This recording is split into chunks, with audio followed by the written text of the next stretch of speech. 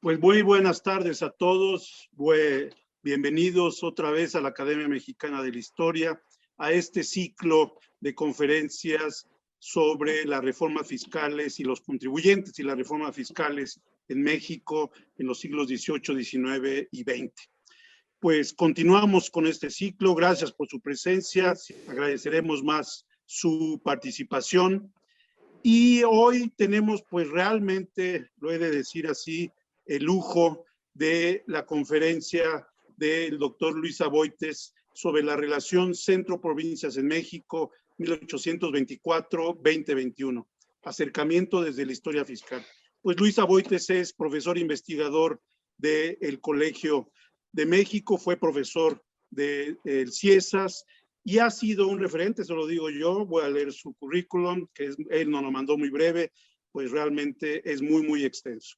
Él ha trabajado el norte de México y en México en general, la cuestión agrícola, la cuestión de la tenencia del agua, y también con respecto a la historia fiscal, pues entre otros libros tiene uno que es referente tanto metodológico, historiográfico, también teórico, que es Excepciones y Privilegios, Modernización Tributaria y Centralización Política en México 1922-1972, que fue publicado por el Colegio de México en 2003, y también el libro Estudios sobre Geografía Tributaria Mexicana 1786-2005.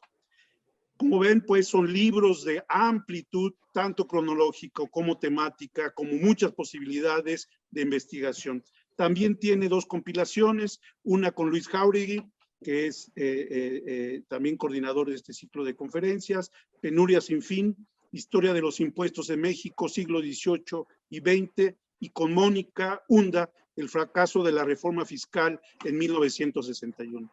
Pues Luis, muchas gracias por tu participación y además tus comentarios que han sido constantes en este ciclo, lo que ha permitido pues que sean realmente sesiones de trabajo.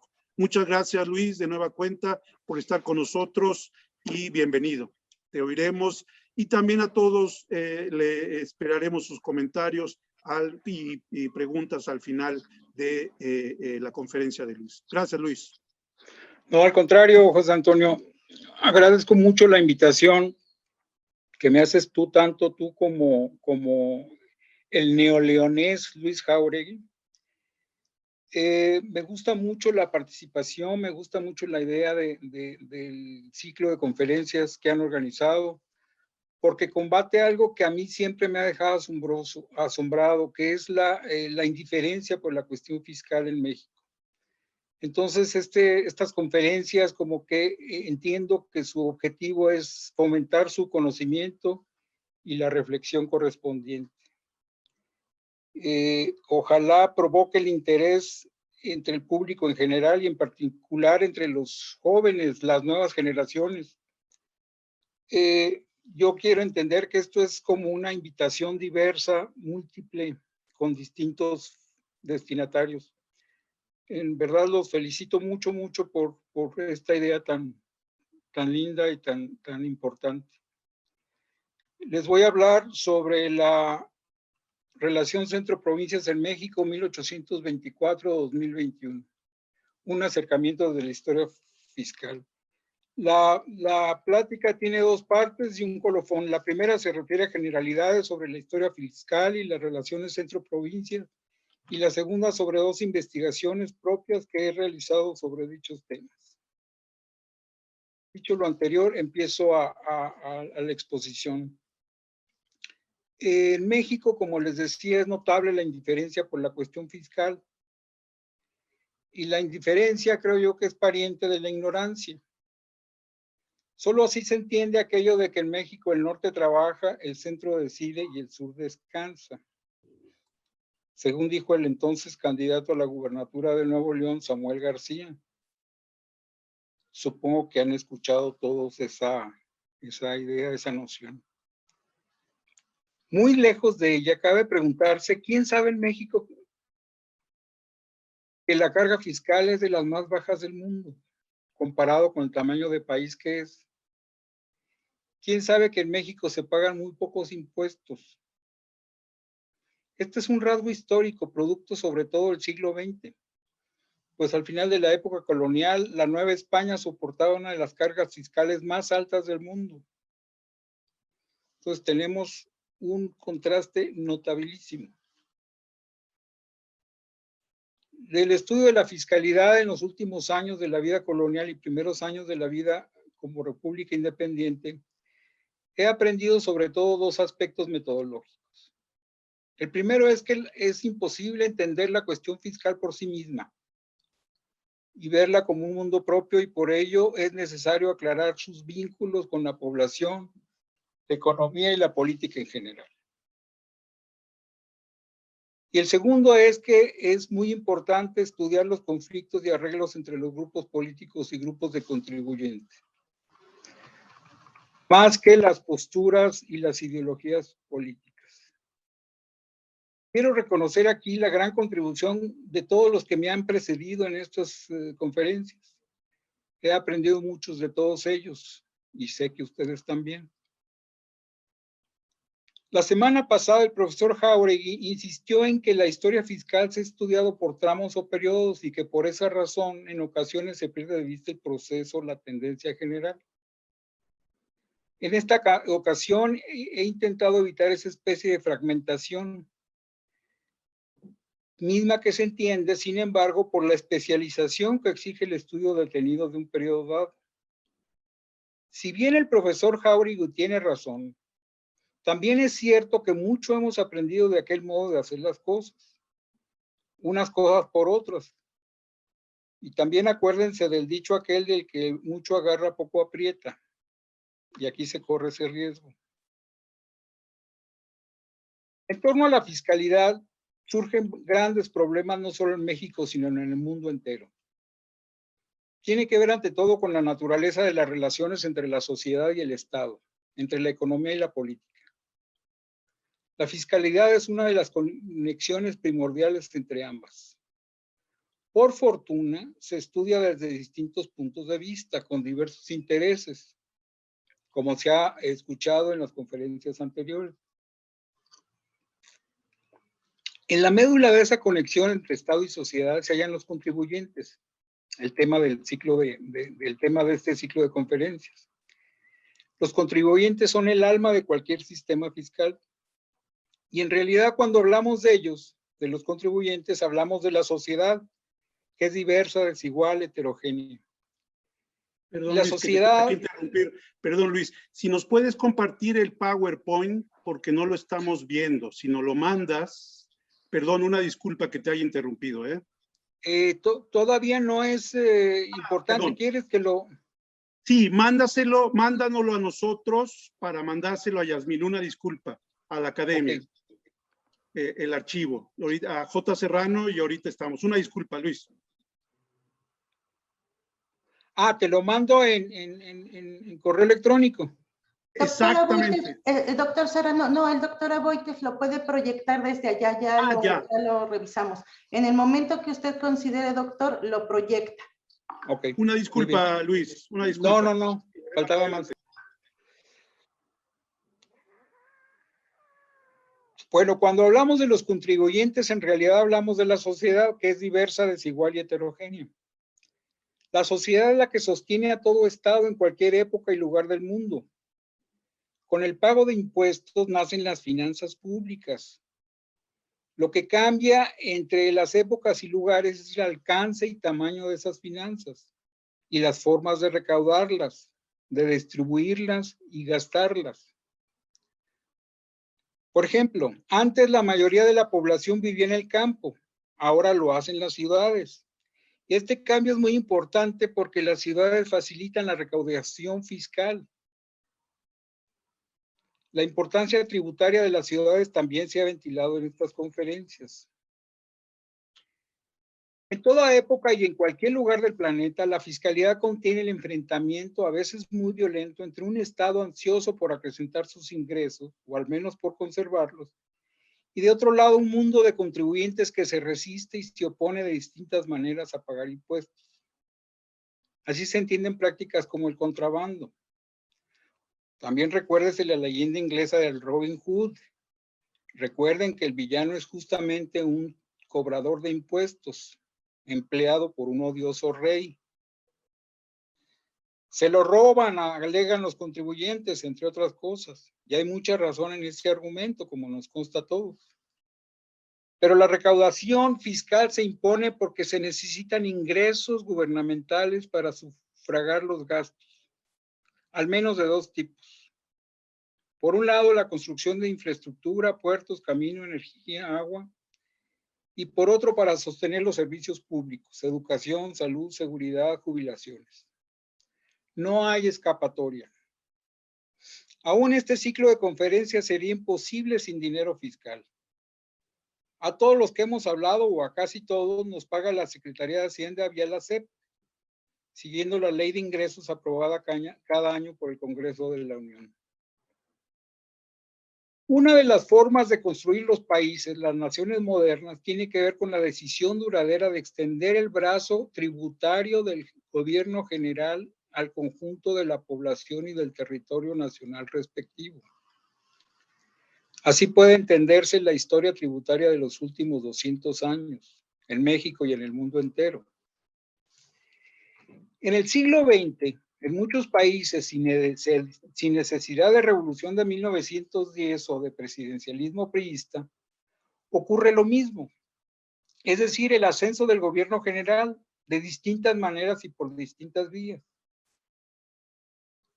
Por ello y por muchas razones, por ejemplo, demográficas y económicas, México es poco singular.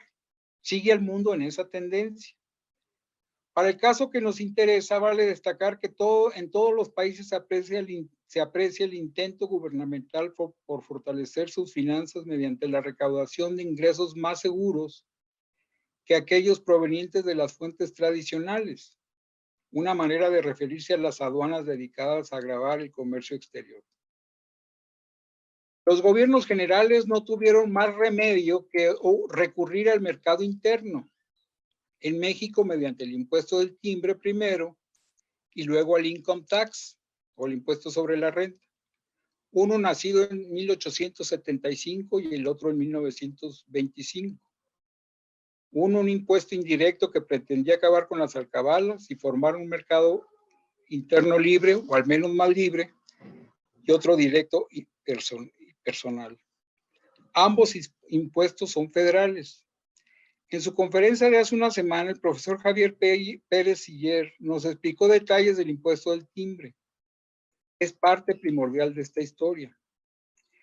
El vuelco a los impuestos, el vuelco del gobierno general por extender su brazo tributario, alborotó el avispero local, provincial. Una dimensión que ha acompañado la historia fiscal del mundo entero. Surgió la oposición local versus el sostenido empeño del gobierno general por fortalecerse en México. Por fortalecerse en México el gobierno federal. Resquemores, resistencias y protestas por el protagonismo central.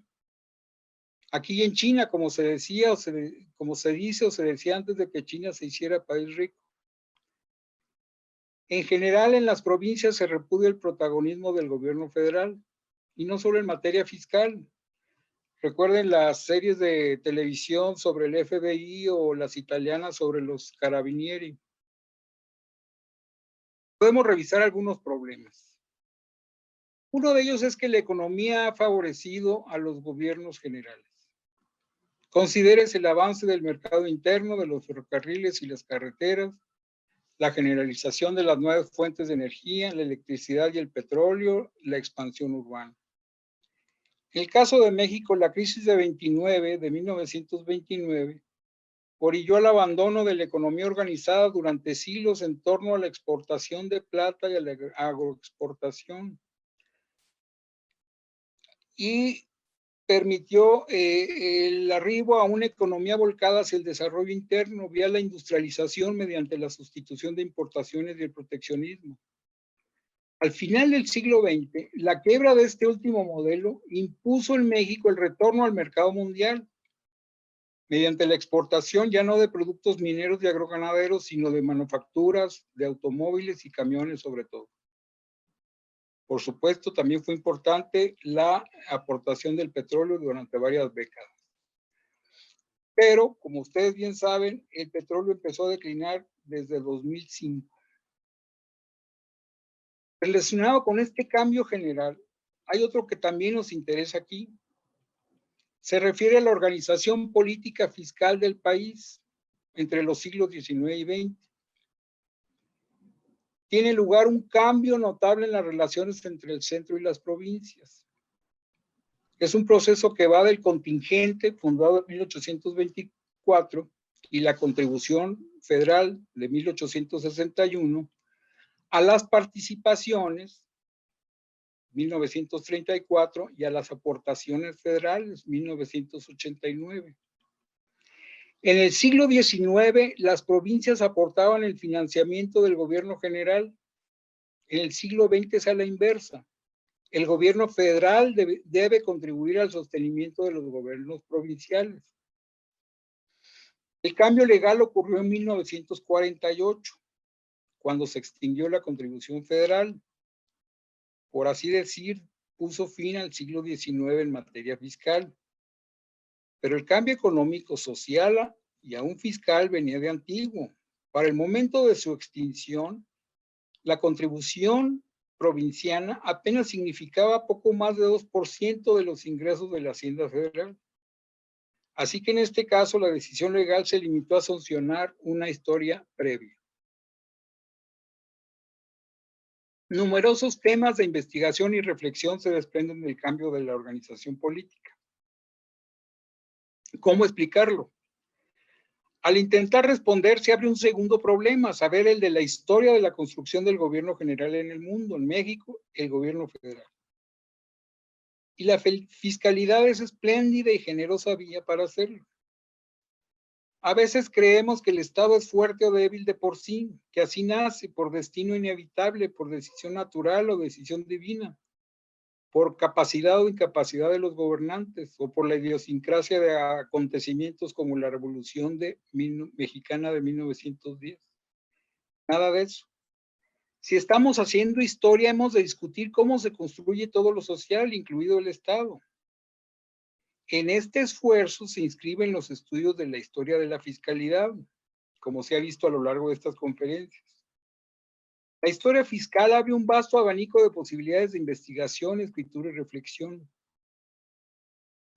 Para unir las dos historias nacionales y fiscales puede preguntarse, por ejemplo, ¿cómo puede sostenerse la noción de un Estado poderoso en el siglo XX en México si el Estado era muy pobre? Así lo planteó Mónica Hunda hace poco más de 10 años.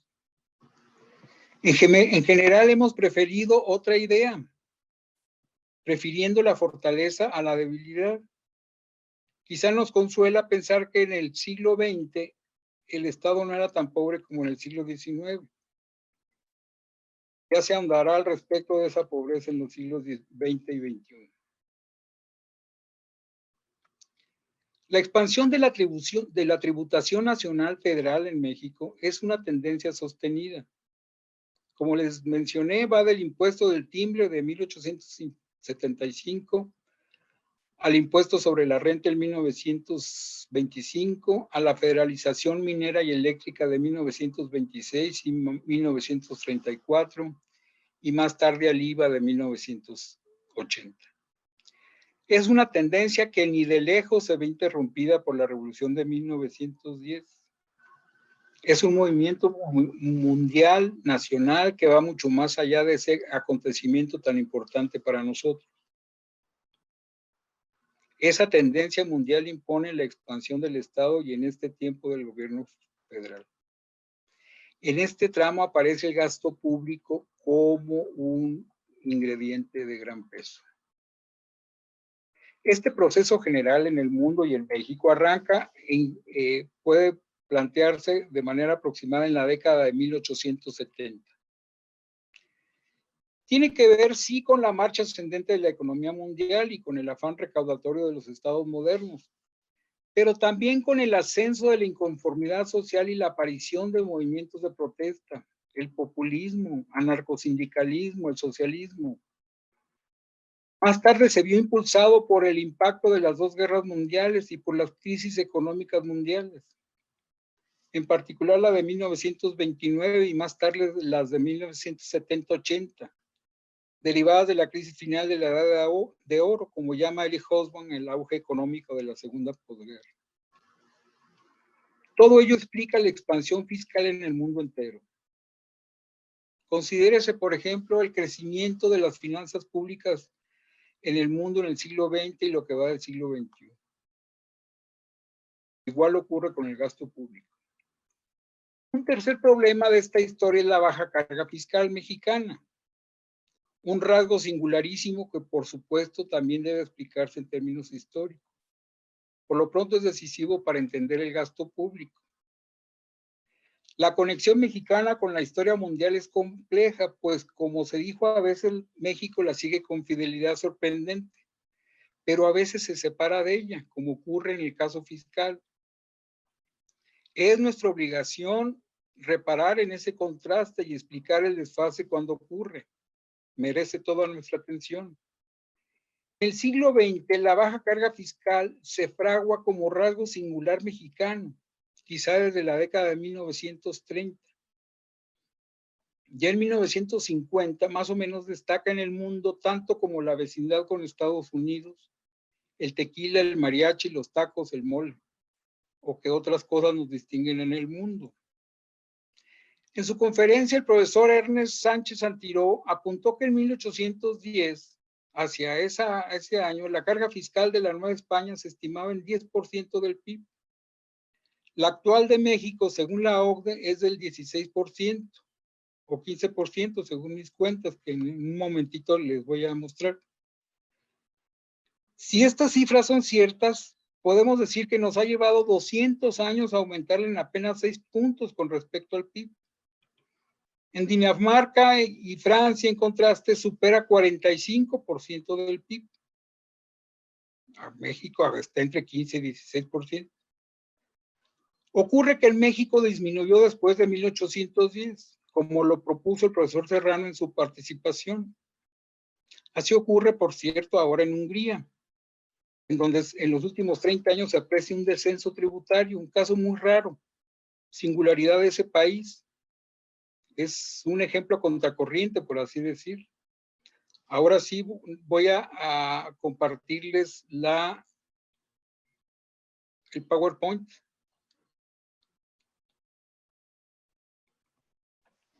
Esta primera gráfica es una estimación de la trayectoria de la carga fiscal en México con respecto al PIB entre 1900 y 2020.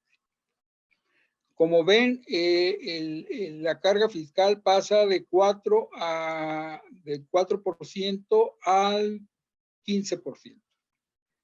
Algo que se me olvidó poner aquí es que está calculada sobre la base de los ingresos tributarios federales. En ese sentido, es muy acotada, es muy pequeña. En cambio, la cifra de la OCDE incluye a todos los ingresos. En la gráfica siguiente, pongo los datos de la OCDE con algunos países comparando la pobreza fiscal mexicana. Como ven, en Francia, esto llega cuando empiezan las series de la OCDE en 1965. Francia está por encima de Estados Unidos y de España, y son los únicos que hay que mencionar. Con los datos de la gráfica anterior, se podría decir que España y México más o menos van de la mano hacia 1970. Y ahí está también las cifras con respecto a Hungría, lo que acababa de comentarles. Esto es una manera de exponer la baja carga fiscal mexicana con respecto a los países considerados, Francia, Estados Unidos y España. Como ven, la carga fiscal mexicana siempre va abajo.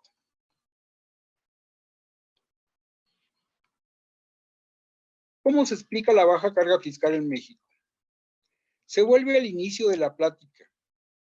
¿Quién en México sabe que su país destaca en el mundo porque se cobran y se pagan muy pocos impuestos? ¿Cómo explicarlo? Quizás solo Indonesia puede compararse tomando en cuenta el tamaño de su población, territorio y PIB. En México diríamos que dicha carga se explica por decisión presidencial, sobre todo en relación con el siglo XX. Nos encanta hacerlo, a veces parece que ese modo de entender y de hacer historia nacional la llevamos en la sangre o en nuestro ADN, pero tiene que ver poco con la propia historia. ¿Qué pensaríamos si se considera que varios presidentes, empezando por Álvaro Obregón, pasando por Miguel Alemán, Adolfo Ruiz Cortines, López Mateos, Luis Echeverría, aún Carlos Salinas de Gortari y Vicente Fox, intentaron acrecentarla y ninguno de ellos lo logró? Otros presidentes ni lo intentaron, como Lázaro Cárdenas y Miguel de la Madrid. Los presidentes mejor librados en ese sentido no son muy populares, entre ellos Venustiano Carranza, Plutarco Elías Calles, Manuel Ávila Camacho, Gustavo Díaz Ordaz, José López Portillo, y aunque nos moleste, Enrique Peña Nieto. Lo son simplemente porque durante sus periodos de gobierno aumentó la carga fiscal. Esta historia fiscal tiene sus propios héroes y villanos, sus propios ciclos y episodios decisivos. Lo importante para nosotros es aprender a reconocer esos ciclos y episodios y a ser consecuentes con ellos. Aquí quiero plantear un dilema académico, intelectual, personal incluso. ¿Qué hacemos ante esta situación? ¿O seguimos las convenciones de las historias nacionales o le hacemos caso a las historias fiscales? ¿Para dónde nos hacemos? Aquí les propongo jugársela, innovar, arriesgar y hacerle caso a lo fiscal, el objeto de estudios que nos tiene reunidos aquí. Deben ser consecuentes con sus decisiones libres y soberanas. Cada uno de nosotros escoge libremente sus temas de investigación. Quiero pensar, así me pasó a mí, quiero pensar que a todo el mundo le ocurrió así. Por lo anterior, puede decirse que hablando del siglo XX en México, la carga fiscal es un rasgo mucho más complicado que la decisión o la voluntad presidencial. Ojalá todo fuera tan simple, pero no. Lejos de eso, obedece como toda la fiscalidad a la relación sociedad-estado, al mundo de los contribuyentes, a la situación de la población y la economía, a la tensión por los ingresos y los gastos, a las disputas por los dineros, por los acuerdos y arreglos entre los grupos involucrados. En particular, obedece al poderío de los grandes empresarios. A diferencia de lo que ha ocurrido en otros países, en México la oposición empresarial a la modernización fiscal ha sido más notable e influyente. Los empresarios, que hemos estudiado bien poco, por cierto, han sabido exponer sus argumentos y ganarse aliados, entre ellos algunas autoridades gubernamentales que estaban convencidas de que una forma de impulsar la economía era precisamente no cobrando muy pocos impuestos. Por esa razón en México prevalece una carga que puede tildarse de primitiva, una carga fiscal que puede tildarse de primitiva. Pero aún así México es la economía 15 del mundo por tamaño del PIB. Se impone entonces la pregunta de si fue buena o mala decisión no cobrar impuestos o muy poco. Por suerte, las opiniones se dividen, como ocurre por lo general en este y otros ámbitos de la vida pública. Tenemos el problema de la relación con otros países. En otros países la situación va por un lado muy distinto. Su historia muestra que la fiscalidad es muy diversa y que la economía puede soportar una mayor carga fiscal, o quizá ha mostrado que la economía ha crecido a mayor velocidad precisamente por la mayor carga fiscal, por una intervención gubernamental más poderosa. Para aclarar ese punto necesitamos a los grandes teóricos y estudiosos, últimamente Tomás Piketty. Por eso, entre otras cosas, es muy importante para nosotros ampliar la mirada e incorporar al mundo en todo momento y en cada tema. En este caso, cabe preguntar, ¿qué nos dice el hecho de que los países más ricos también tengan cargas fiscales más elevadas?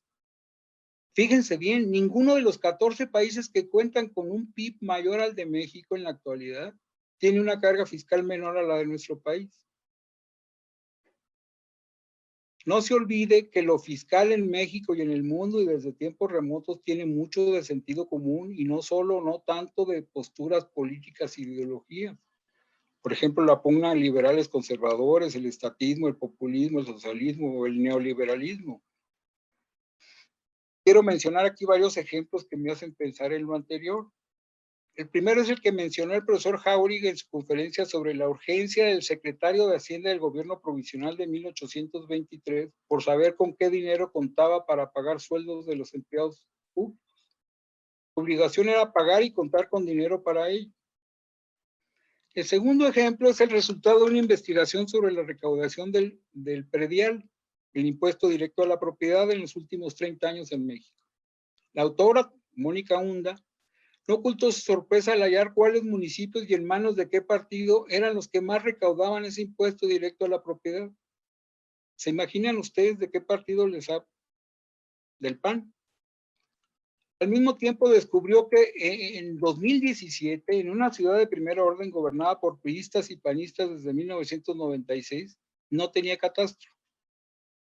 El tercer ejemplo es que en los últimos 50 años o más, desde 65, el tamaño de la hacienda pública de los países de la OCDE, entre ellos México, ha crecido de manera sostenida, del 23 al 34 del PIB como promedio. Se supondría que en este periodo el neoliberalismo haría lo contrario, pero no. ¿Acaso lo fiscal no forma parte de la ideología neoliberal? Si no es así, entonces, ¿qué es? Otro ejemplo es el de los municipios mexicanos, que hacia 2005 los dineros de participaciones y aportaciones federales tendían a beneficiar a las localidades más pobladas, generalmente las cabeceras municipales, también las más importantes en términos electorales. El resto de las cabeceras, el resto de las localidades, los llamados pueblos sujetos en la época colonial, quedaban con más frecuencia al margen de cualquier gasto.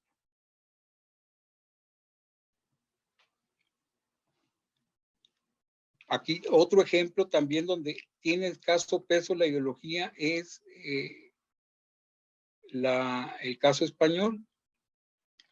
Vean ustedes cómo después de 1975, año en que fallece el generalísimo Franco, vean cómo aumenta la carga fiscal en España después de esa muerte entre 1975 y 1990. Para 1990, España supera, por ejemplo, a Estados Unidos. Es impresionante el salto que da. Por eso es muy importante el caso español.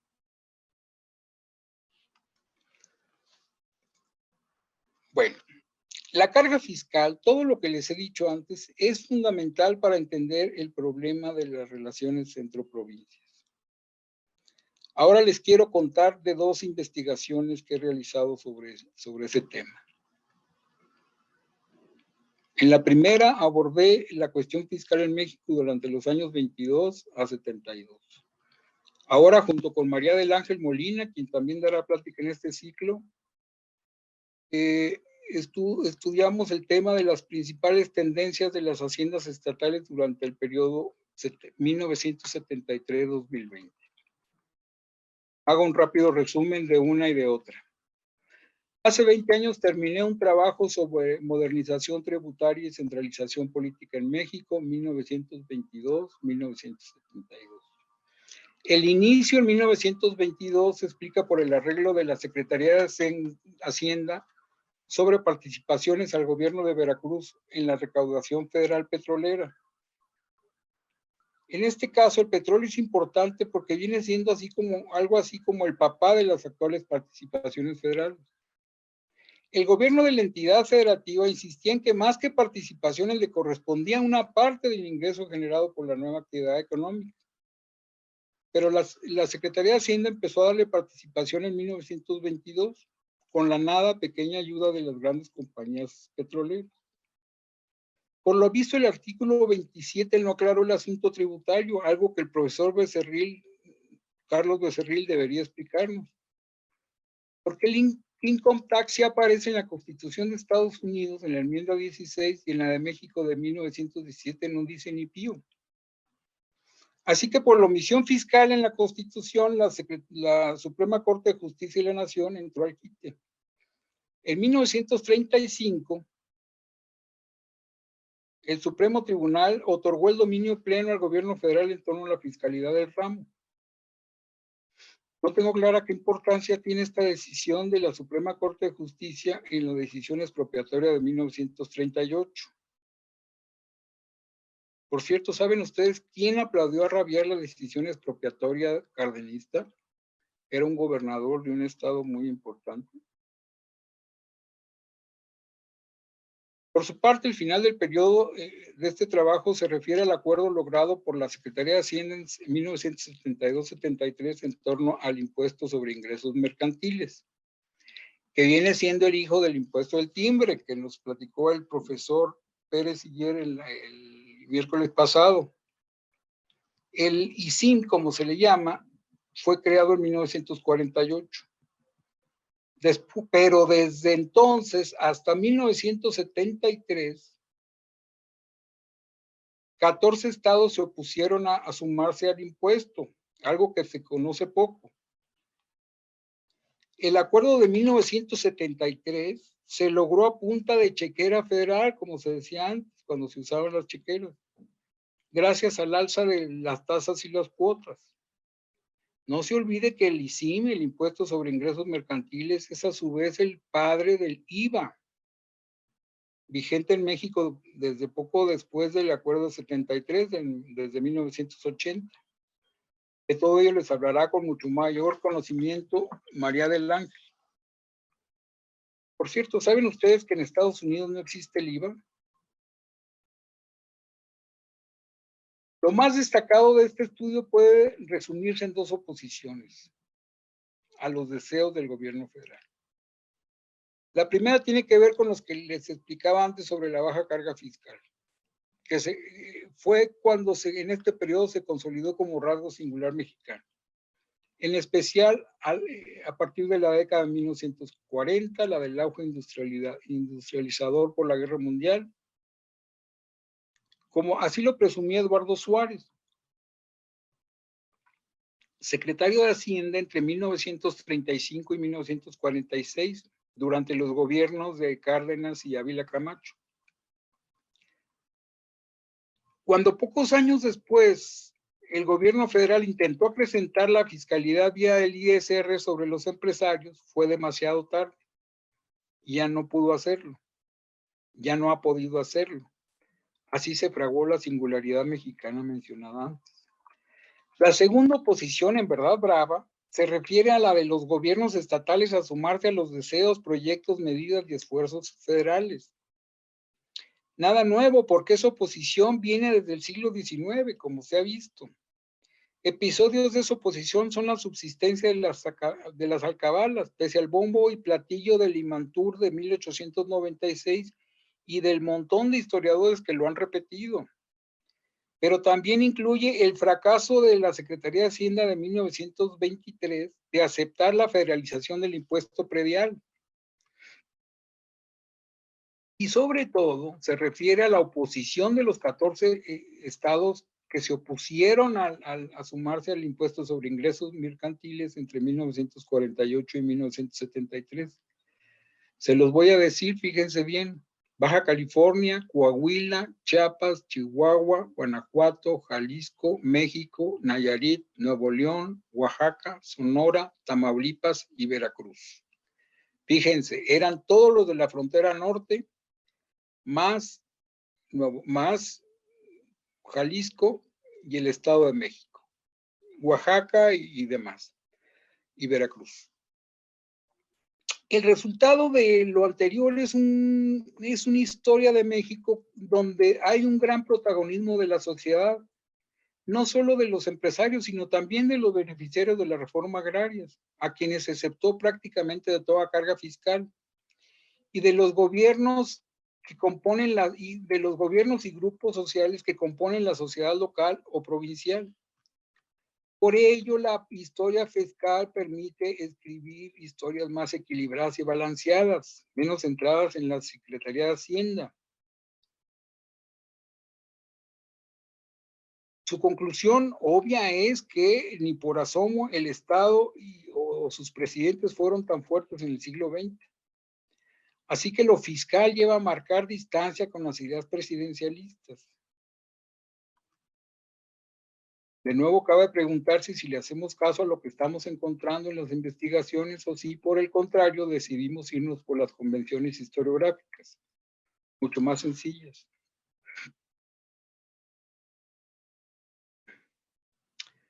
Una cosa de fuentes. Considérese que hemos sido especialmente poco críticos a la hora de revisar las fuentes. Casi todas nuestras investigaciones se han elaborado con base en documentos gubernamentales provenientes del Poder Ejecutivo.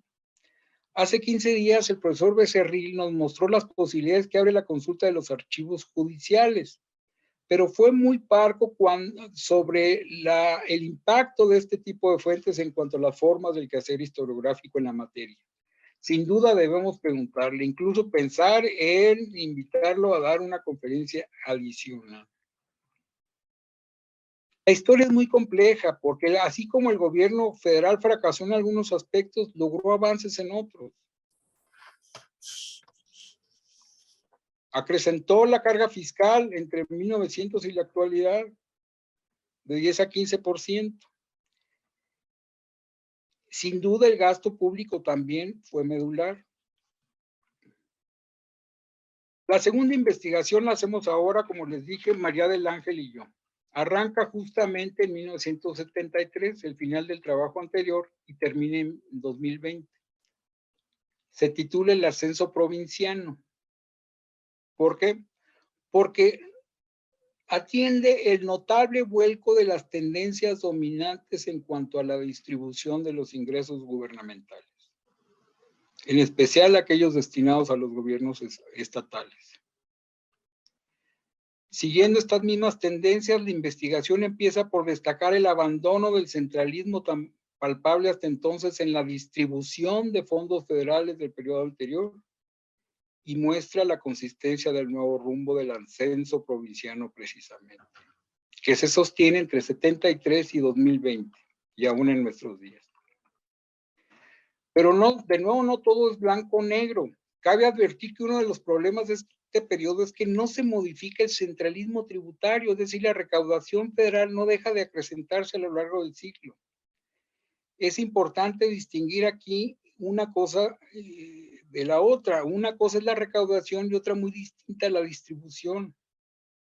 La recaudación se hace cada vez más federal hasta llegar a 97% del total nacional en 85. Fíjense lo que estoy hablando.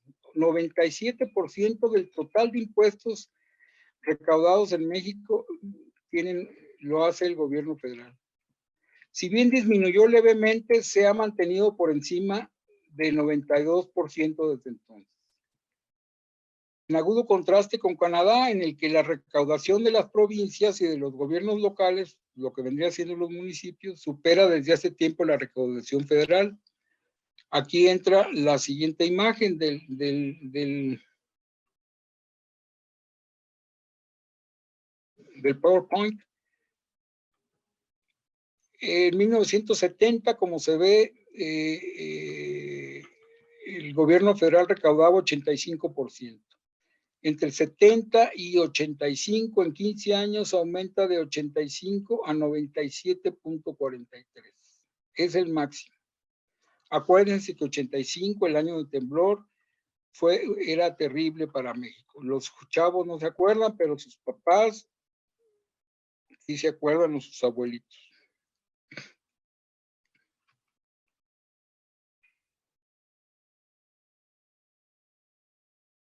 Otro modo de mostrar el mismo fenómeno es considerar cuánto destinaba el gobierno federal a los estados. Antes de 1973, dedicaba menos de 2% del presupuesto de egresos mediante participaciones de estados y municipios. Pero desde entonces aumenta y llega a 30% del total del presupuesto general de egresos de la Federación en la década de 1990. Mismo porcentaje que se mantiene en nuestros días. Aquí pongo la gráfica número 6, la imagen 6, que muestra el peso porcentual de las participaciones y aportaciones federales otorgadas a las haciendas estatales en el presupuesto federal de egresos de 1970 a 2020. Como se ve, el cambio después de 70 es notable por diversos modos en que se le ve. En 2005 se alcanzó el máximo cuando el gobierno federal destinó 33% de su hacienda, o sea, un tercio, a estados y municipios. Pero la tendencia alcista era antigua, así que de poco nos sirve tacharla de panista o de neoliberal. Nació priista en 72-73, eso no se debe olvidar. ¿O acaso había neoliberalismo en 73? En la investigación que hacemos ahora se prefiere mostrar los distintos empujones de la tendencia. Así el primero ocurrió entre 73 y 90, una vez que se alcanzaron los acuerdos mencionados en torno al impuesto sobre ingresos mercantiles. Incluye el establecimiento del IVA y de la Ley de Coordinación Fiscal en 1980. En 1989 aparecen las aportaciones y estas, junto con las participaciones y aportaciones, dieron el segundo empujón durante la década de 90, muy veloz y de enorme tamaño. Con ambos instrumentos se alcanzó el nivel máximo de la tendencia. En esta forma de mirar al país, el año de 80, el del IVA y la coordinación fiscal, que es, como dijéramos, la referencia de los estudios sobre federalismo fiscal contemporáneo, desaparece como parteaguas. Son mucho más significativas otras fechas, al menos 1972-73 y 1990. Su punto máximo de la distribución de fondos federales a las haciendas estatales alcanzó, como se dijo, el punto máximo en el año 2000. 89% de los ingresos brutos de las haciendas estatales provenía del gobierno federal, contra apenas 40% en 1970. Fíjense nada más, casi 50 puntos más. Significa que en 2000, en promedio, 90 de cada 100 pesos del dinero de los gobiernos estatales provenía del gobierno federal. Una cosa que hemos encontrado es que desde entonces panistas, priistas y morenistas por igual impulsaron el retorno muy moderado y lento que reduce el peso federal en las haciendas estatales, de 89 a 81%. Aquí aparece la crisis de 2008-2009. Pero no es del todo cierta, porque la tendencia a la disminución se aprecia desde el año 2000. Aquí entra ya la última gráfica. Vean ustedes cómo cambia la distribución de los ingresos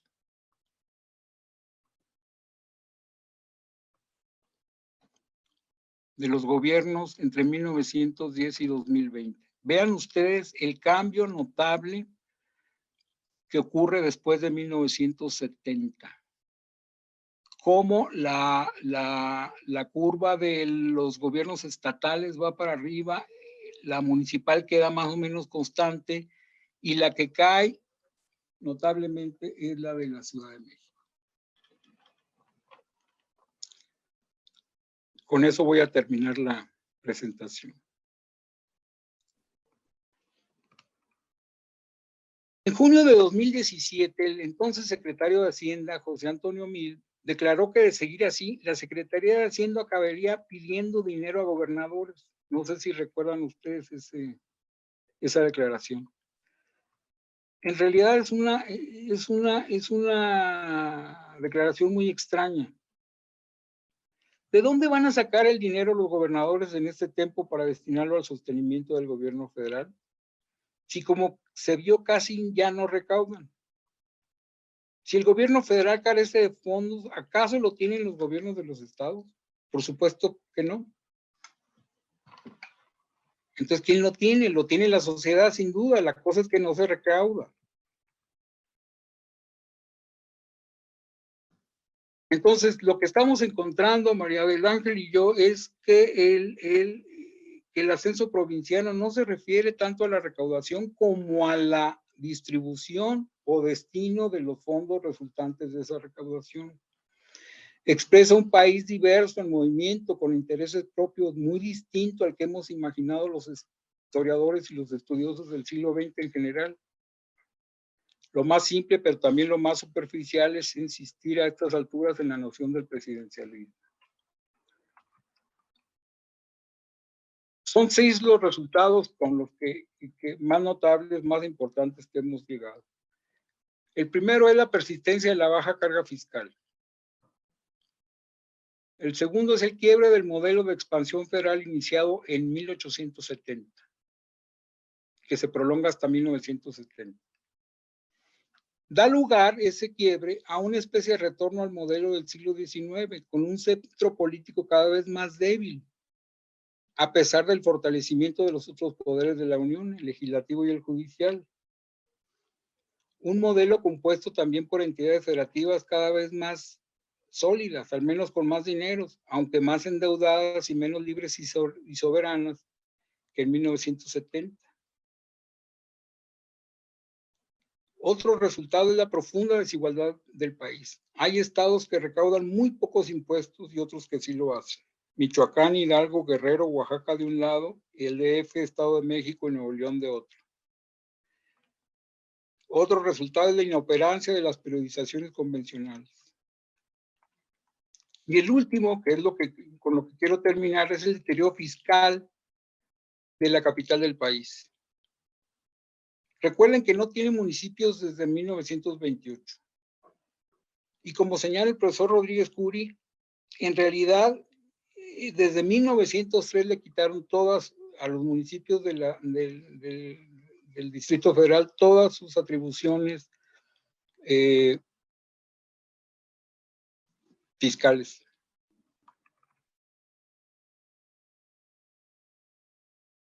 Es una historia que hay que hacer. A mí siempre me ha asombrado que no se haga historia de la Ciudad de México en el siglo XX. La hacienda capitalina era como reflejo de la historia de la expansión federal. Acompañó al auge federalista y vivió su momento culminante hacia 1965. Fíjense bien el año. Pero desde entonces ha vivido una época de vacas cada vez más flacas. Es la única hacienda pública del país cuyo descenso en la distribución de fondos es continuo a lo largo del periodo de estudio, es decir, entre 70 y 2020. Ni los estados ni los municipios se vienen abajo de esa manera. A mi juicio, es reflejo del declive federal.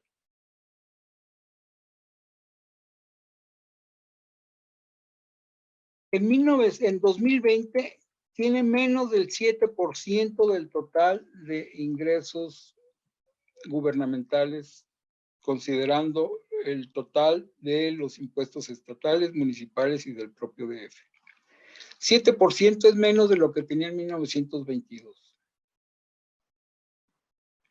En 2021 peleaba con las entidades federativas vecinas por el emplacamiento vehicular. Este pleito fiscal expresa el renacimiento de la competencia entre entidades federativas, de la anarquía fiscal, tan combatida por la Secretaría de Hacienda durante la primera mitad. ¿Qué diría Manuel Gómez Morín al respecto y los otros callistas que la combatieron con afán en esos años? En el escenario nacional, la hacienda capitalina se hizo pequeñita, al compás del cambio económico y político del país, del mundo. Desde 2005 la superó la del vecino Estado de México y desde entonces la hacienda mexiquense es la más grande del país. Vean el tamaño de una y de otra en el 2020. Obviamente, la caída fiscal también es demográfica y también es económica. Vean ustedes cómo ha caído la población en relación al porcentaje con respecto a la población nacional y cómo ha caído el PIB de la ciudad con respecto a la economía nacional. Casi más de la mitad. Y también lleva a entender otro tipo de problemas. La matanza estudiantil de 68 ocurrió en tiempos de auge económico, tributario y urbano. En cambio, acontecimientos como el movimiento universitario de 1999, que detuvo el alza de cuotas de la UNAM y la aprobación del aborto en 2007, fueron intrascendentes para el resto del país. Ni por asomo lo recordamos, ni tienen tanto peso como la tragedia de Tlatelolco, ¿o sí? En muchos casos, incluso en los estados, se procedió exactamente en sentido contrario. Se elevaron las cuotas en las universidades públicas y se endureció la legislación contra el aborto. ¿Esta reacción del Estado, de los estados, forma parte de la historia nacional? ¿O acaso esta historia, la que en verdad vale y debemos hacer nosotros los historiadores, se refiere solamente a lo que sucede en la Ciudad de México y en torno a la Secretaría de Hacienda?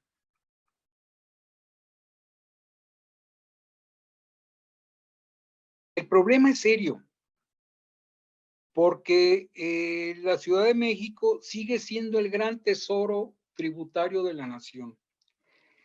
Si cambiamos de enfoque y en lugar de pensar en los impuestos estatales, pensamos en los impuestos federales, resulta que la Ciudad de México aporta más de la mitad de los impuestos nacionales de IVA y sobre todo de ICR.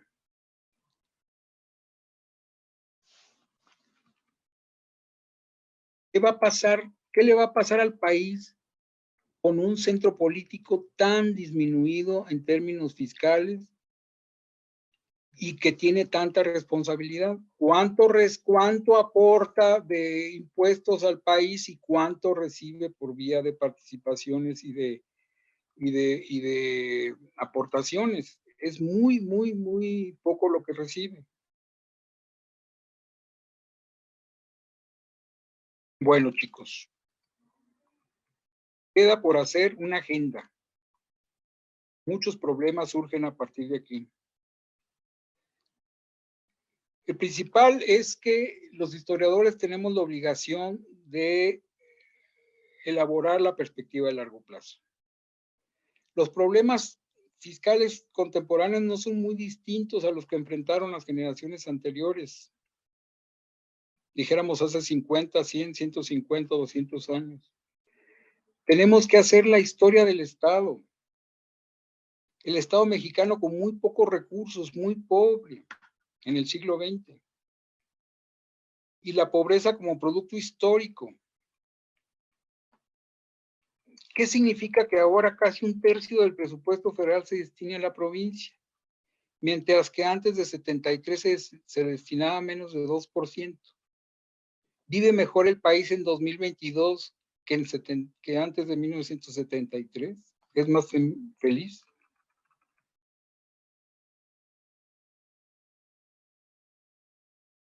Otra cuestión es la de los contribuyentes. En este trabajo urgen los contribuyentes, los grupos sociales, no solamente los empresarios. Cómo se resisten, cómo aceptan, cómo se oponen, cuándo se levantan, cómo se organizan, cómo le dan el avión a la presión tributaria.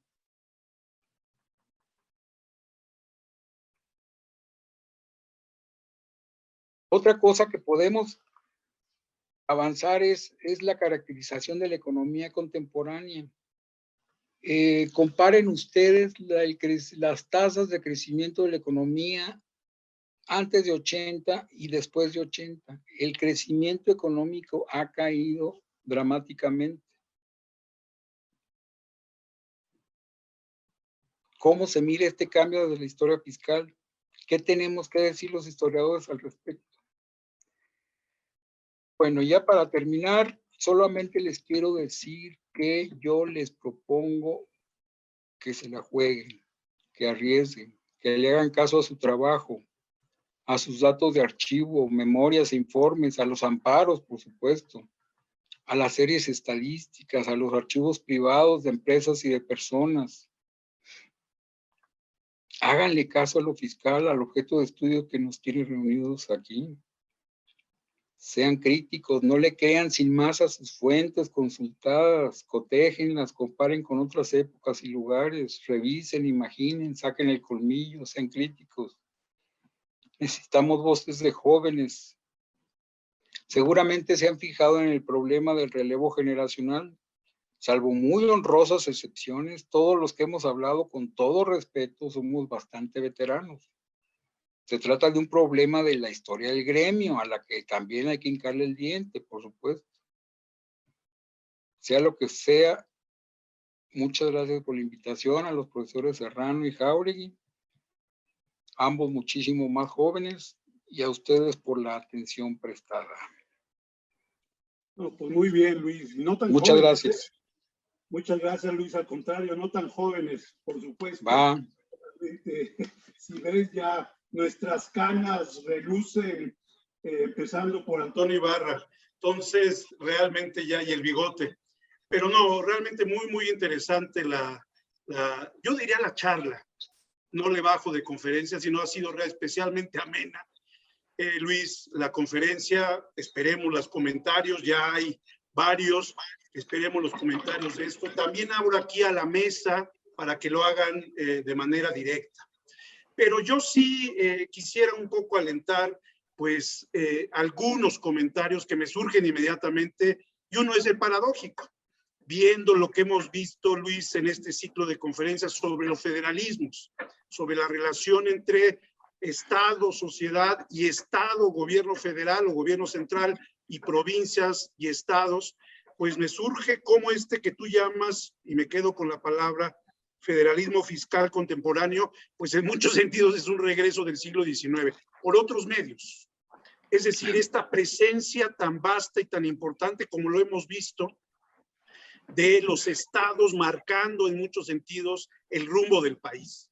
Sí, efectivamente tenemos una piel priista, presidencialista muy fuerte, que a veces da la sensación de que hemos vivido casi, no sé, por lo menos del siglo XIX, y un presidencialismo muy fuerte a través de caudillos y unos estados muy débiles. Incluso yo diría que ha alimentado esa historia locales, regionales, naturalizadas, de que pobre de nosotros mata un chilango, ¿no? Desde los estados. Tú lo que dices lo parece muy interesante, que es exactamente lo contrario. Realmente el peso de la Ciudad de México. Pero sí me gustaría, me gustaría que ahondaras un poco más, ya que has hablado de que la historia fiscal no la podemos dejar de relacionar con acontecimientos importantes. Y me refiero a tu gráfica de sexta. Realmente donde empieza el crecimiento y ahí ya no baja es en 1980, en medio de una crisis económica. O sea, realmente una de las crisis más importantes.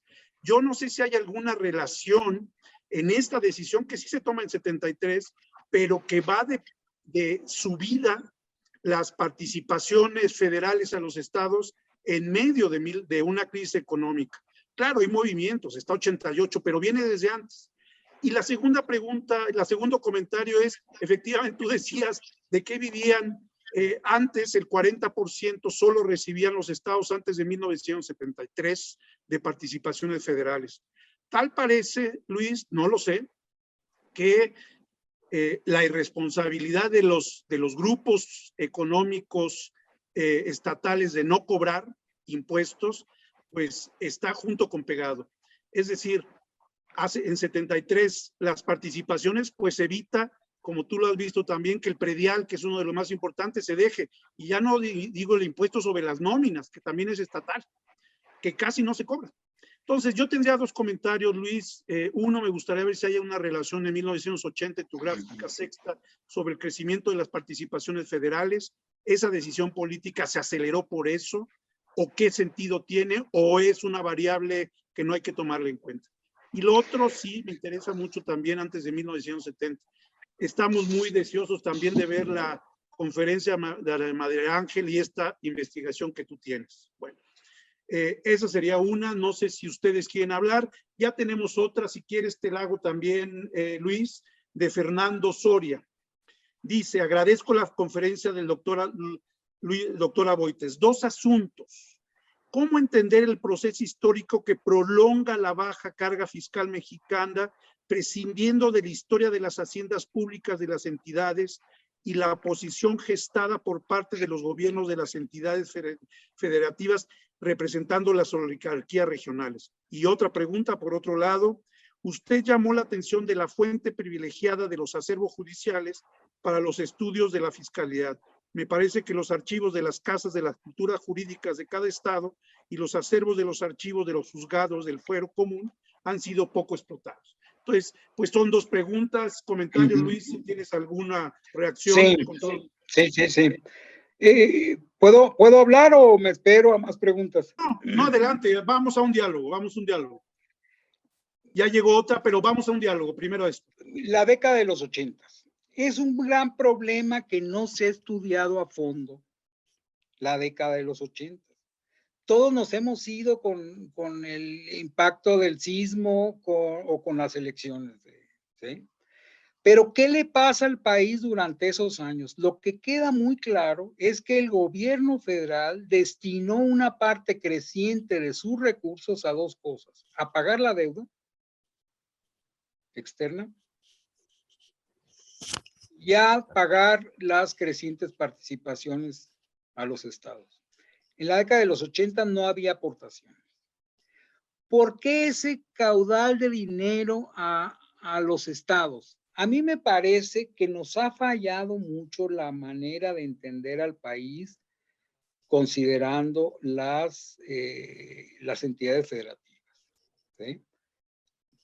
A mí me parece que lo que hace Echeverría en 73, cuando se resuelve lo del impuesto sobre ingresos mercantiles, de lo que les va a hablar muchísimo mejor María del Ángel, es porque el país justamente tenía un severo problema fiscal de fondo que tenía que ver con las haciendas estatales. Y ahí trato de relacionar con la pregunta del compañero creo que se llama Fernando, ¿no? Fernando Soria. Las haciendas estatales prácticamente no recaudaban, incluso antes de 70, pero recaudaban más que después de 70. Eso es lo que tenemos que aprender a matizar, ¿sí? Recaudaban muy poco, pero recaudaban más. Ahora, en los 80s, a mí me parece que la decisión del gobierno federal de dar tanto dinero a las entidades federativas tiene que ver con un problema de que el país se les estaba yendo de las manos, ¿sí? Y se les estaba yendo, la mejor expresión de eso es la protesta social, política, panista de la derecha en el centro y norte del país. Nos hace mucha falta estudiar a fondo ese periodo. Dejarnos de, pues no sé si es lo más convencional o lo más vendedor o lo más comercial, no sé qué es, estudiar el sismo y estudiar las elecciones. La década de los 80s es muy importante. ¿Por qué nadie le ha hincado el diente? Yo tampoco conozco un estudio a fondo sobre la crisis general latinoamericana, por ejemplo. La verdad, yo extrañaría mucho eso. Pero bueno. Otra pregunta. Serrano. Antonio, ¿quién quería? ¿Puedo? Antonio Ibarra, también participante. Adelante, Antonio, adelante. Bueno, también agradecer desde luego el trabajo de Luis, siempre estimulante, provocador y desafiante. Creo que el estudio que él hace del siglo XX en el largo plazo es muy refrescante de lo que se ha hecho para el siglo XIX, que digamos tiene está más acompañado por todos nosotros, pero el 20, de no ser por economistas, Aboitiz está solo. Pero, a ver, yo tengo dos dudas aquí. Bueno, hay, como tú lo muestras, no hay un cambio de paradigma fiscal en México, y eso quizá tiene que ver con el modelo político de centralismo que caracteriza al régimen. No lo cambió el PRI, no lo cambió el PAN, no lo está cambiando mucho menos Morena. Y eso no deja de ser intrigante, sobre todo porque lo que da como resultado es una capacidad muy limitada del Estado para recaudar. Tus datos. Bueno, si esto es así, las reformas sucesivas, reformas fiscales, han carecido, vamos a ponerlo así, de punch político para cambiar el modelo, ¿no? Y eso escapa a lo estrictamente fiscal. Tiene que ver con la manera como se tejen los acuerdos políticos. Ya no pensemos en las entidades federativas, ¿no? Sino en coaliciones regionales que han obrado ahora más abiertamente que antes para frenar un cambio en el modelo de fiscalización. ¿Qué opinión te merece eso? O sea, ¿cuáles son las expectativas de cambio o de cambio de trayectoria de este modelo? Segundo, los datos. Yo me acuerdo haber escuchado este argumento tuyo en alguna ocasión que estuvimos juntos en el Colegio de Michoacán, una discusión que tuviste con Brigitte Bohem, que enfrentaba este lugar común político de que la Ciudad de México era parasitaria de los ingresos fiscales, ¿no? Y las regiones o los estados eran, digamos, contribuyentes pasivos de esta fiscalidad, ¿no? Hoy tus datos son mucho más sofisticados, son, creo que, más elocuentes de esa hipótesis. Sin embargo, yo creo que hay que sujetarlos a una suerte de ejercicio estadístico. Primero, relacionarlos con el crecimiento del PIB regional, ¿no? Pero yo creo que ahí se va a matizar esta agregación que tú planteas. Por suerte, hoy podemos hacerlo. Ahí, a través del INEGI se puede ver como un poco la renta regional, y entonces sí establecer una relación con los retornos fiscales a las regiones, porque creo que no hay tan gran asimetría. Y segundo, las mediciones sobre recaudación. Bueno, es evidente que en los 70s se produce ese aumento en la asignación desde federal a las regiones, y no aumenta sustantivamente la presión fiscal por dos razones. La primera es por la deuda, ¿no? Se contrae más deuda, y la deuda está financiando la ausencia de esfuerzo fiscal. Y segundo, que lo que tenemos es una depreciación tremenda del gasto corriente en términos netos. Es decir, no sé si valdría la pena hacer el ejercicio para suavizar las curvas, hacer el ejercicio de ponerlo en relación al valor a pesos de 1970, donde el dólar estaba a 12.50, ¿sí? Porque entonces los datos en los años 80, con esta oscilación que tuvimos, esta depreciación de la moneda, entonces son datos que están, digamos, cargados, ¿no? Están, digamos, sobreestimados. Así entonces, yo creo que en esas dos escalas, en la escala de devolver los impuestos a la producción de renta regional, y por otro lado, calcular en términos de pesos de 1970, si tú quieres, antes de la depreciación de Echeverría, ¿no? Creo que nos daría algún elemento sobre la continuidad del modelo, un elemento de juicio, salvo tu mejor opinión, desde luego. Luis, si quieres contestar, por ahí, allá hay varias. Sí, por favor. Rápidamente.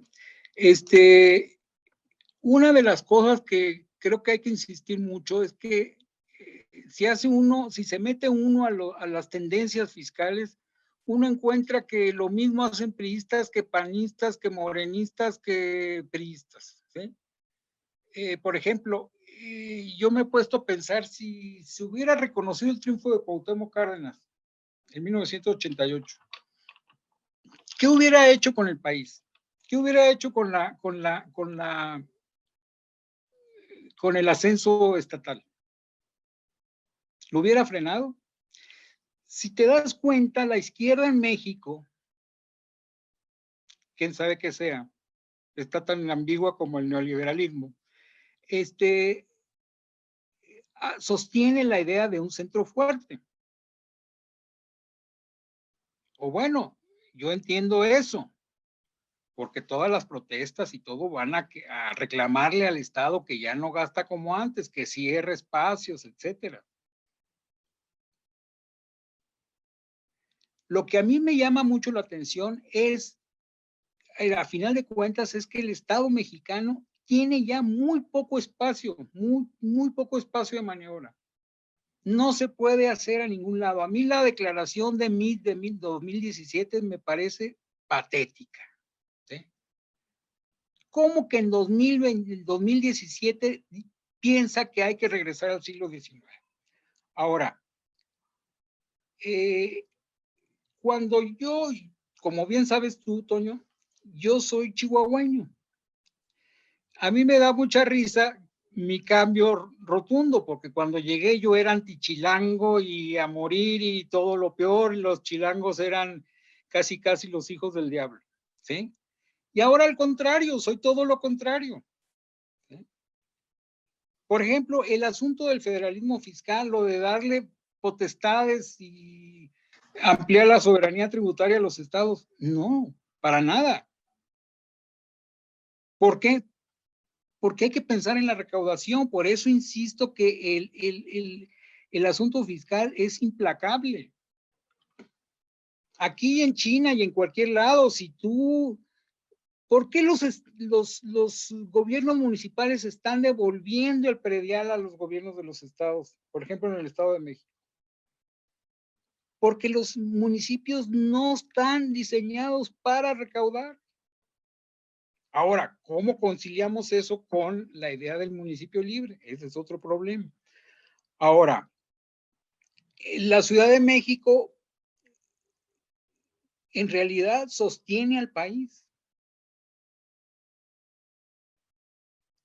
Lo que a mí me llama la atención es que hay que hacer la historia de cómo se construyó la versión contraria, la noción de este neoleonés como Luis Jáuregui. ¿Cómo es que el norte trabaja, el centro decide y el sur descansa? ¿De dónde salió de esa visión? Claro, tiene que ver con el desarrollo económico del siglo XX, con el acercamiento, lo que dice Mario Cerruti, el acercamiento con Estados Unidos, etcétera. Pero las cuentas que yo hago, y ahí te aclaro, profesor, el manejo de las cifras está en precios constantes a 2020, o sea que se asumen no en precios corrientes, o sea, la devaluación, la depreciación del peso al que tú haces referencia está resuelta por el lado de los índices de precios, ¿sí? Eso es muy importante. Yo ahora, en cambio, considero que la Ciudad de México es muy generosa, ha sido muy generosa, y que se la están maltratando mucho. Este asunto de los autos, de las placas, me parece el colmo, que el Estado de Morelos y el Estado de México abusen de semejante manera de la Ciudad de México. No lo entiendo. Ahora, con respecto a la pregunta de los archivos judiciales, a mí me parece que ahí hay una clave muy importante para darle la vuelta a muchos de los problemas que hemos estado viendo. Y ahí insisto, acá al profesor Becerril hay que invitarlo a que dé otra plática, para que nos explique de qué manera cambia la manera de hacer historia en relación con este tipo de fuentes. Bueno, ya me callo porque si no, no paro.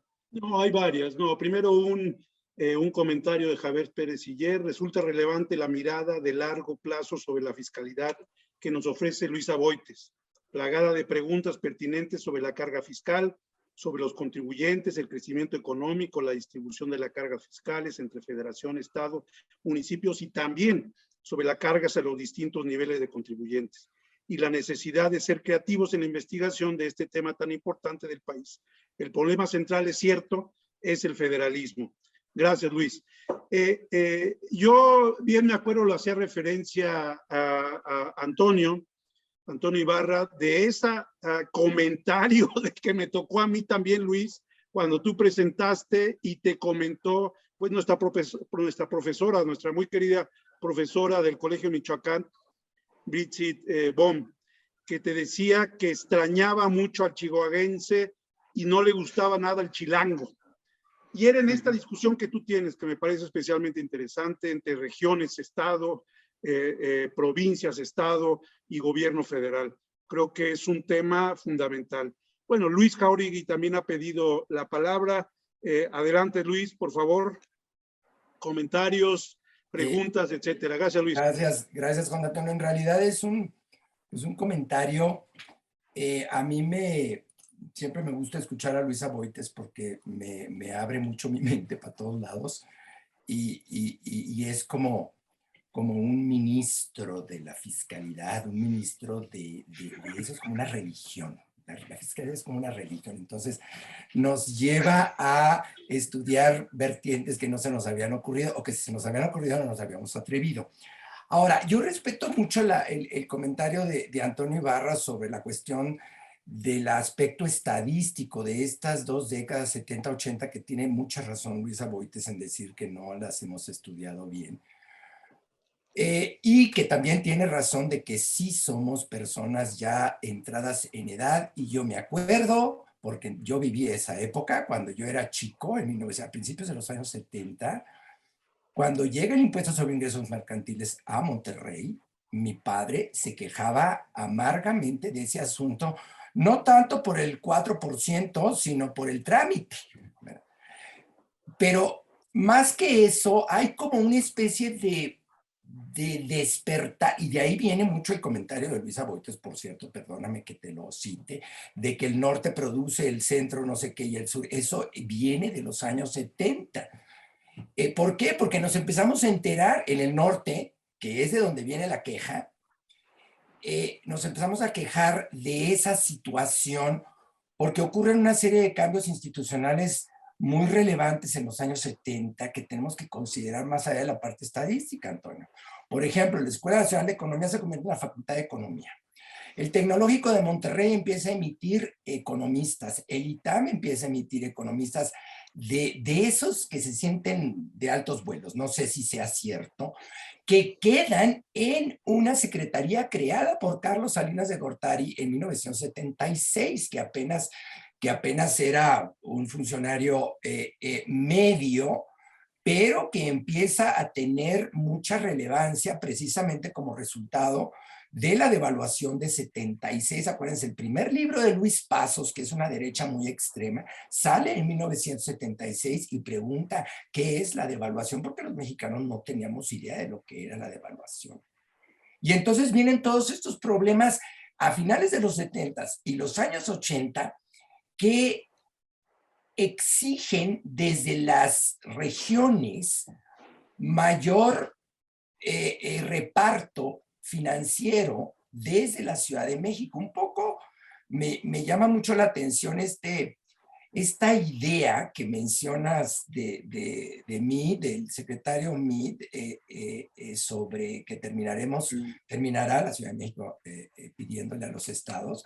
Pues a final de cuentas no es otra cosa más que el viejo modelo casi virreinal, en donde la Ciudad de México se convierte en una oficina que nada más reparte dinero. Excepto que en las primeras repúblicas la Ciudad de México fue la que dio dinero, pero dio dinero porque existía un esquema fiscal en donde la Ciudad de México tenía mucho dinero, porque tenía una aduana muy grande, muy rica, como ya nos dijo Jesús Hernández Fáenez. Entonces, lo que ocurre es que, y tiene razón Luisa Boites, es una visión de largo plazo en donde tenemos que ver lo que yo en algún lugar puse, no sé si fue lo más acertado, esta tendencia a funcionar como un acordeón. Nos centralizamos, nos descentralizamos, no nada más en términos fiscales, propiamente tributarios, sino desde el punto de vista administrativo. No es lo mismo, como bien dijo Luis, no es lo mismo la distribución de los recursos que el cobro de los recursos, porque también hay un elemento, repito, la parte institucional, administrativa, que es la que a mí me ocupa mucho, de que los gobernadores se empiezan a hacer muy cachondos en el cobro de impuestos y se lo dejan a la autoridad federal. Entonces, también hay un cambio generacional en los gobernadores, dejan de ser militares o viejos militares de la Revolución Mexicana y empiezan a ser abogados o alguna cosa extraña que pues se les hace más sencillo, más pragmático. Hay también una forma de pensamiento más pragmática a finales del siglo XX a nivel global, más cínica, llámele incluso, en donde pues que otro se encargue y yo me cuelgo, que es un poco la idea que tenía la Ciudad de México, la idea que tenía de la Ciudad de México la población en el resto de la República y que a final de cuentas pues se ha ido modificando a lo largo de esos últimos años del primer siglo, del siglo XXI. Era todo mi comentario. Gracias, Luis. ¿Qué te parece, Luis? También aquí está Giovanna. Yo creo que aprovechemos también que lo digo, hizo un comentario general, pero adelante, Giovanna. Reunimos el comentario de Luis Jáuregui y de Giovanna también. Muchas gracias. ¿Se escucha bien? Me disculpo porque me tengo que salir, pero bueno, quisiera agradecer el texto de Luis, me parece muy sugerente.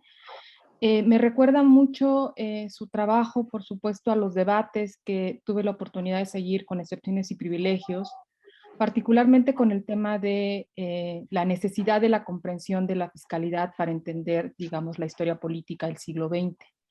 Y eso me parece que vuelve sobre el debate. Ahora está, digamos, recuperando la otra historia, los equilibrios a nivel de los estados, entonces eso me parece que nos hace falta y que creo que lo que están haciendo, tanto tu trabajo como en coautoría con el de Mariana Ángel, nos va a dar un montón de luz.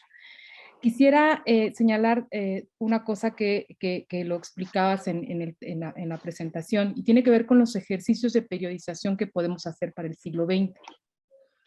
Me pregunto si este ejercicio de larga lectura que tienes de todo el siglo XX puede ser más fácil en el sentido de que puede permitir hacer periodizaciones con preguntas estrictamente fiscales y no de naturaleza política, cultural o digamos, ¿qué es lo que solemos hacer para el siglo XIX? ¿Consideras que puede ser más simple, más fácil? Tenemos menos tabúes los historiadores para entender el siglo XX con periodizaciones de esa naturaleza, o se nos sigue imponiendo problemas de carácter político. No sé, me surgió mucho la duda porque aunque lo hemos intentado para el siglo XIX particularmente, seguimos tomando como punto de partida o la Constitución del 57 o el triunfo del liberalismo o la consolidación, en el caso de los estados, de un gobernador, de un proyecto político, de un gobernador, y de ahí seguimos haciendo explicaciones de carácter fiscal. Entonces, me gustaría saber tu lectura sobre eso. Muchas gracias. Muy bien, Luis, adelante. Gracias, Luisa Boites, gracias. Me recuerda mucho una discusión de Alberto Pani y Plutarco Elías Calles, donde decían que qué tanto se distinguían de Porfirio Díaz, que el problema era que estaban siendo muy parecidos a Porfirio Díaz en materia hacendaria. Entonces Pani le dijo, pues sea lo que sea, señor presidente, tenemos que seguirnos adelante. Yo, cuando leí eso, o lo tengo así como en tinieblas, no le di demasiada importancia. Ahora creo yo que el problema es lo que señaló Pérez Siller, es el impuesto sobre el timbre. De ahí viene la gran tendencia, el siglo XX mexicano empieza con el impuesto sobre el timbre. ¿Qué pasa si le hacemos caso a Carmañán y a todos ustedes y le dedicamos eso y nos olvidamos de Porfirio Díaz y del porfiriato, ¿sí? Pero también de la Revolución Mexicana y lo vemos como un continuo. A mí lo que me hace mucho sentido es que en todos lados del mundo, lo poquito que he sabido de Estados Unidos, de España, de Argentina, es que en todos lados se está viendo el avance de los gobiernos generales y la furia de los provincianos. Incluso yo alguna vez pensé, voy a confundir protestas de argentinos, de brasileños, de mexicanos, de gringos, y no voy a decir de dónde son, porque son exactamente iguales. Es decir, no queremos al gobierno federal y con nosotros. Da igual. Sería muy divertido, porque además sería como una vacilada, sería un ensayo como de vacilada. Bueno, entonces, en términos de una periodización, yo sí creo que habría que empezar con el impuesto sobre el timbre. ¿Sí? Seguir con el impuesto sobre la renta. Y luego el impuesto, el acuerdo de 1972-73. Para mí esos serían los acontecimientos tributarios decisivos. Y en todos ellos está el problema de la relación centro-periferia, centro-provincia. En todos y cada uno. ¿Sí? Se me hace que lo fundamental de este país se resuelve en esos 3 episodios. Y que estamos viviendo con el vuelo que tomaron esas decisiones. Ni Salinas, ni Cedillo, ni Fox, menos Fox, ¿no? Porque es curioso, por ejemplo, a mí me gustaría hacer un estudio a fondo de Fox y Calderón. Porque a mí se me hace... Tejeda fue un gobernador de tu estado, muy radical, ¿sí? Pero Calles lo hizo secretario de Gobernación. Tejeda es el que tumba al gobernador de Chihuahua. Yo por eso di con Tejeda. Y a Tejeda la conocí como secretario de Gobernación, no como gobernador agrarista, ¿sí? Y como secretario de Gobernación fue un canijo con el gobernador de Chihuahua. Entonces, a lo que voy es que los panistas llegan al poder federal y se dan cuenta de que si quieren desempeñar su trabajo, tienen que ponerse la camiseta. Ahora, lo que es lamentable para el país en este momento, que tiene que ver con la primera pregunta de José Antonio, es que los gobiernos actuales, sea el que sea, tienen muy poco espacio de trabajo. A menos de que se vuelvan a hacer las grandes reformas, como el impuesto sobre el timbre, como el impuesto sobre la renta, como el acuerdo de 1973. A mi juicio, lo que corresponde hacer ahora, si tú fueras presidenta, yo te diría, Giovanna, tú no vas a ser presidenta porque eres veracruzana y los veracruzanos están vetados, ¿eh? Así como los sonorenses. Soy oaxaqueña, itzmeña. Eres oaxaqueña. Entonces a lo mejor los oaxaqueños todavía. Bueno, elevar la carga fiscal. El país ya no aguanta. Es muy chiquita, es primitiva. Estaba viendo ahora que Francia tenía la carga fiscal actual mexicana, la tenía en 1920, 30. De ese tamaño, estamos como desfasados un siglo. Ya por último, insisto en que me asombra que nos valga gorro a los mexicanos. ¿Sí? Y tú, hacia alguien más también, María del Ángel, Carlos, pero también tus comparaciones muy interesantes, Luis, Francia, Estados Unidos, España, pues salvo Francia y España, bueno, te digo lo contrario, ¿por qué les interesa tanto también, lo sabes, a historiadores fiscales estudiar el caso mexicano? Por el lado del federalismo. Y ellos, obviamente, su centralismo tan marcado, igual que Francia. Entonces, tal parece, como tú bien lo dices, yo estoy de acuerdo contigo, casi un poco la anatomía y la historia de estos estados, pues realmente tienden a una centralización muy fuerte a un peso mayor en el PIB, pero en el caso mexicano tal parece que es una reversión, al contrario, una descentralización tan fuerte. España, pues bueno, uno de los temas, como tú sabes, que actualmente tienen con Cataluña, si bien allá no dicen que el norte quién sabe qué, que es una palabra regia, por cierto, pero el norte quién sabe qué, el centro y el sur, allá los catalanes lo que dicen es que Madrid los están explotando y que lo que necesiten es una mayor autonomía fiscal. Entonces, yo creo que este tema que tú hables, Luis, de la centralización, descentralización, va más allá de los sistemas políticos. Ahí creo que debemos de coincidir. No es el federalismo, la panacea, tampoco es un elemento de obstáculo, sino la manera de las negociaciones políticas que cada uno tiene. Bueno, pues si alguien más quiere comentar, a Carlos ha sido muy citado aquí, le hemos echado muchas pedradas para ver si reaccionaba con la cuestión judicial. Yo creo que sí tiene razón Luis, tendremos que hacer otro comentario, otras mesas, pero bueno, María del Ángel tenía también un comentario. Adelante, María del Ángel. Sí, muchas gracias, buenas tardes. Bueno, por el momento quiero limitar mi participación a darle una felicitación a Luis, no solamente por la claridad, digamos, en la que expuso un tema tan complejo, sino también por las, digamos, las discusiones que pone sobre la mesa. Debo decir que me quedo incentivadísima para escribir lo que me toca, para, digamos, el tema con el que voy a participar. Como ustedes saben, tengo pensada una plática sobre la participación de los grandes contribuyentes en este proceso de coordinación fiscal que supuso el ICIM en materia de comercio e industria. Entonces, la verdad es que me llevo un chorro de anotaciones justo para eso, ¿no? O sea, como para intentar anclarla en ese sentido. Solamente eso. Muchas felicidades, Luis. También a Luis, muchas felicidades. Pues si no hay otro comentario, pues realmente creo que había algún comentario. Muchas gracias. Ah, no, sí está Carlos. Carlos, adelante, Carlos. Hola, buenas tardes.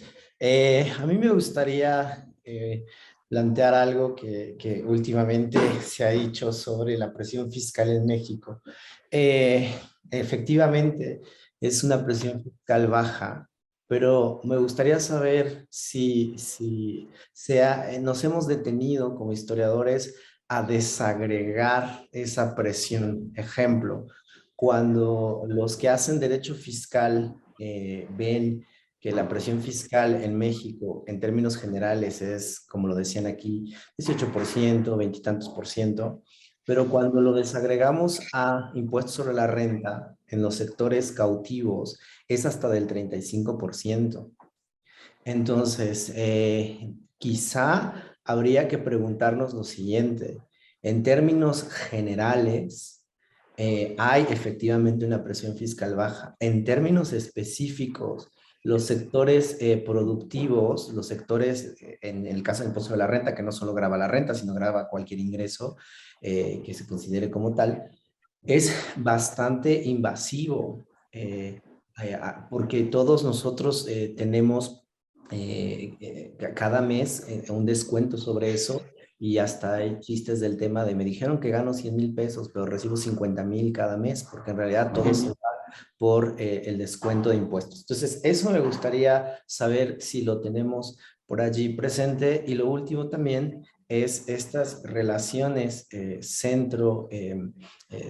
o mejor dicho, federación y estados, que además están delimitadas en lo que puede hacer la federación y lo que no puede hacer. En el artículo que dice la federación puede imponer impuestos sobre esto, nos lleva también a ver cómo hay un componente político metido en todas ellas y que todavía no termina de superarse o de replantearse. A mí me llama la atención algunas de ellas que dice, la federación tiene materia exclusiva en la producción de fósforos. Y dices, ¿esto es una cosa de control o es una cosa que se quedó ahí anquilosada? Pero en general, simplemente sería la pregunta inicial sobre el impuesto de la renta. ¿Lo tenemos ahí presente o tenemos que hacer estudios cada día más específicos sobre la temática? Mira, yo lo que entiendo de la pregunta sobre el impuesto sobre la renta es que el problema no está en los causantes cautivos. Y efectivamente, la tasa del impuesto sobre la renta en México se ha quedado muy arriba.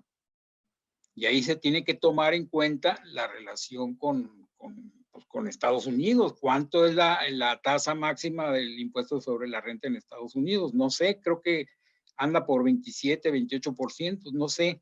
Trump creo que la bajó. El problema ahí es que igual Trump la sube, porque depende de si se le cae o no se le cae la recaudación. Por eso insisto en que es poco ideológico el asunto tributario, es de recaudación. Ahora, no hay que irnos en la finta, Carlos. A lo mejor nosotros los asalariados, los causantes cautivos, sí sufrimos mucho por los descuentos tributarios, pero somos tres, somos tú, yo y mi compadre. O va, a lo que voy, la contribución, la aportación que sacan de los causantes cautivos no alcanza, no es significativa, macroeconómicamente significativa. ¿Cómo le hacen en otros países? ¿Que tienen 5 manos o 5 brazos, trabajan lo doble o que no? Son igualitos. El asunto es cómo allá sí cobran mucho más que acá. El problema no está tanto en los cautivos. No dudo que a los cautivos haya que bajarles un poco sus tasas fiscales.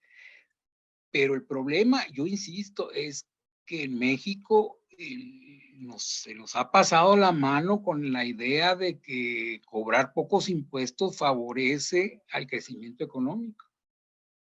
Estoy tratando de ser lo más acicalado posible. ¿Sí? Por eso insisto en que hay que ver cómo le hacen en Francia, en Dinamarca, en los países suecos. Ahí el crecimiento económico ha sido mucho más considerable que acá y tienen una carga fiscal casi del triple. Entonces lo fiscal no es impedimento para el desarrollo económico, como tampoco lo es para la pobreza, pero ahí vamos a otro asunto. No, Luis, pero sí está muy relacionado con lo que tú dices. Pues realmente muchas gracias, Luis, por esta, realmente yo le llamo charla en el mejor sentido de la palabra, como dice María del Ángel, muy claro, muy enriquecedor, con preguntas que pues nos quedamos. Yo iba a decir casi contigo que íbamos a entrar al siglo XX, pues tal vez tendremos que regresar al siglo XIX y al XX y a ver dónde estamos. Y realmente estas visiones de largo plazo siempre las agradecemos, Luis. Este es el sentido, como tú bien decías, de reflexionar como historiadores, periodizaciones, actores, sobre todo, reformas, estructuras y a final de cuentas, pues una historia del Estado que nos sigue siendo necesario para entender pues este presente que tenemos. Más allá de cualquier reforma que se está discutiendo, pues tenemos que tener muy claro este tema central que tú acabas de plantear, creo yo, sobre más allá del federalismo, centralismo, la relación entre el gobierno federal, en este caso, y las entidades y los grupos que están atrás de ellos. Pues muchas gracias, Luis. Como siempre, agradecemos a todos. Esto sigue, les pido, como les hemos pedido a todos, que vayan... se está en la página casi de manera inmediata, gracias a Adolfo Ortiz, a Yasmín, está en la página, se están haciendo preguntas, algunos no han podido estar hoy, pero claro que revisan y ven este ciclo de conferencias. Entonces, pues agradecemos a todos, Luis en particular, realmente muy interesante, y anunciamos que la próxima sesión es Luz María Autov, de la Universidad Autónoma Metropolitana, con el tema la fiscalidad en tiempos de la guerra revolucionaria, el financiamiento del ejército constitucionalista. Va a ser el miércoles 23 de marzo, como siempre, a las 5 de la tarde. Pues muchas gracias desde la academia, desde el Instituto Mora, el Colegio de Michoacán, a nombre de Luis y mío, pues les agradecemos su presencia, sus comentarios, lo que hicieron también a través de Facebook, y seguimos. Entonces, gracias, Yasmín, por recibirnos. Hasta luego. Gracias a todos. Dios, cuídense.